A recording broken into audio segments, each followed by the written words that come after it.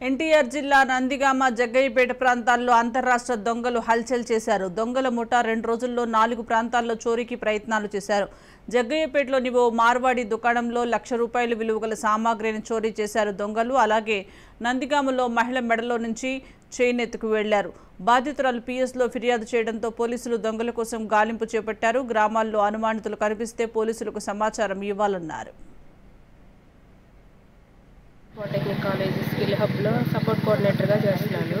అక్కడ వర్క్ అవ్వగానే లంచ్ కని వస్తుంటే ఆ దారిలో ఒక అతను నా చైన్ లాక్కొని వెళ్ళిపోయాడండి.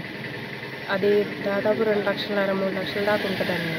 35 గ్రాముల నుంచి 45 గ్రాముల దాకా ఉంటుంది. నాన్తాడు వెంబడించినా దొరకలేదండి, వెళ్ళిపోయాడు. అతను బైక్ మీద వచ్చాడండి. బైక్ మీద మాస్క్ పెట్టుకొని ఉన్నాడు. బ్లూ కలర్ టీ షర్ట్ అండి. ఫ్లవర్ బైక్ ఫాస్ట్గా వెళ్ళిపోయాడు. అసలు వెంబడించినా దొరకలేదు. స్కిల్ హబ్లో సపోర్ట్ కోఆర్డినేటర్గా చేస్తున్నాను. అక్కడ వర్క్ అవ్వగానే లంచ్ కని వస్తుంటే ఆ దారిలో ఒక అతను నా చైన్ లాక్కొని వెళ్ళిపోయాడండి. అది దాదాపు 2,00,000 3 లక్షల దాకా ఉంటుందండి. 35 గ్రాముల నుంచి 45 గ్రాముల దాకా ఉంటుంది. నాన్తాడు వెంబడించినా దొరకలేదండి, వెళ్ళిపోయాడు. అతను బైక్ మీద వచ్చాడండి. బైక్ మీద మాస్క్ పెట్టుకొని ఉన్నాడు. బ్లూ కలర్ టీ షర్ట్ అండి. ఫ్లవర్ బైక్ ఫాస్ట్గా వెళ్ళిపోయాడు. అసలు వెంబడించినా దొరకలేదు.